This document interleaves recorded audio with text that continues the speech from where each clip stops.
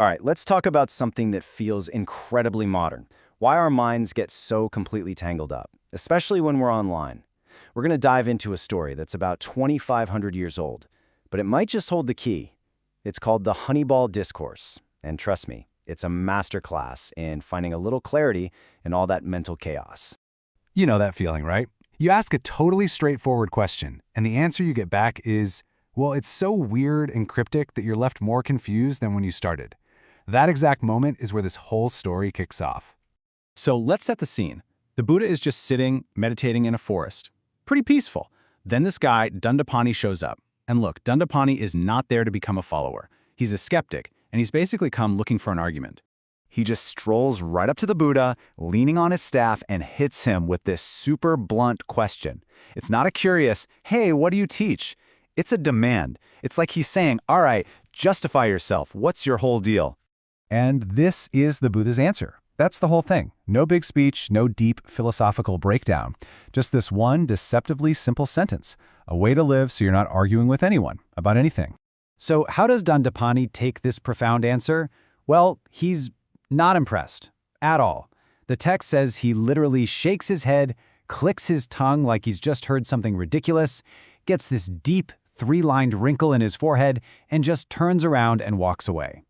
I mean, can you blame him? It's a confusing answer. But here's the thing. Dandapani wasn't the only one listening. The Buddha's own students, all these monks, they overheard the whole exchange. And honestly, they were just as confused as he was.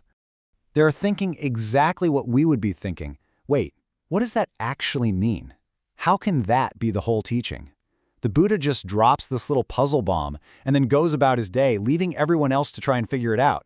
So the monks do the smart thing. They think, okay, who's the guy who's amazing at explaining things? And they go straight to Mahā Kaccāna. He's basically the designated master explainer of the group, the one who can take these really dense ideas and make them make sense. And Mahā Kaccāna, being the master explainer that he is, doesn't just give them another riddle. No, he does something incredible. He lays out the step-by-step process, almost like a factory assembly line, for how our own minds build conflict from scratch. He lays out these 5 steps. It all starts with contact. You see something, you hear something. Simple. That contact immediately sparks a feeling, good, bad, or totally neutral. Then, based on that feeling, we create a perception. We slap a label on it. That perception triggers a thought. And then we get to the final and most important step where everything usually goes off the rails, proliferation, or in the original Pali, papañca. And what's so powerful about this is that he's showing it's not random. It's a chain reaction. A single tweet, a single comment from a coworker can set off this internal domino effect that ends in a total mental firestorm. Mahā Kaccāna basically says, look, the real problem, the place where all the conflict is born, is in that 5th and final step. This is the moment a tiny, simple thought gets hijacked and turns into a giant mess. Understanding this is the key to the whole puzzle. Okay, so let's really zoom in on this word papañca. It's pronounced papañca. To really get what it means, we're going to look at it in 2 ways. First, the standard kind of academic translation, and then a much better one, a more visual one that comes from digging into the word's ancient roots. So the first translation you'll usually find is conceptual proliferation. And, it's accurate. It means our ideas multiply and spread. But let's be real, that phrase doesn't exactly grab you, does it? It feels a little cold, a little bit like a textbook definition. So to really get the feeling of papañca, we have to do what ancient language experts did. It's a technique called niruti, which is basically a root analysis. You break the word down into its parts to uncover its hidden meaning, its hidden picture. And this is the difference it makes. On one side, you have that clinical term, conceptual proliferation, but when you look at the roots, you get something so much more powerful, the mind's sprawl. Now that is an image. You can instantly feel what that means.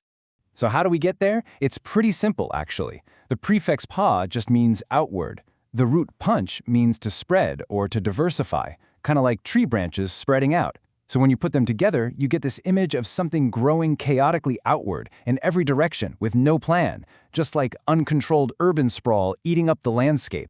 And this perfectly describes our modern lives, doesn't it? You see one annoying comment online. That one comment immediately triggers a story you tell yourself about the person who wrote it, assumptions about their motives. You start having imaginary arguments with them in your head, and boom, Your mind is now a chaotic, tangled mess. That's it. That is the mind sprawl. And there it is. That's the solution to the puzzle. When the Buddha said he teaches a way to live without conflict, he meant this. He was teaching a way to stop this sprawl from happening. The conflict isn't just with other people. It's the exhausting war that happens inside our own heads when our thoughts run wild.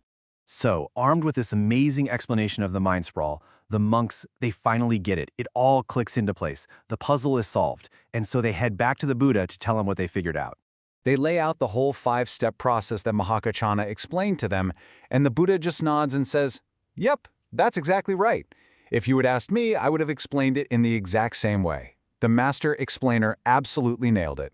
And at this moment, another monk named Ānanda is just so happy and relieved by how clear it all is, and he comes up with this perfect metaphor. He says this teaching, it's like finding a ball of honeycomb. It doesn't matter which side you taste it from. It's always sweet, always good. And because that metaphor was so perfect, this incredibly deep teaching about how our minds create chaos got this really simple, beautiful name that stuck forever, the Honeyball Discourse. So this ancient story brings a really practical question right into our modern lives. This isn't just philosophy, it's a tool for looking at your own mind. And the question it leaves us with is pretty simple and pretty challenging. Where does your mind sprawl? When you're at work, when you're scrolling social media, when you're with your family, where does it happen for you?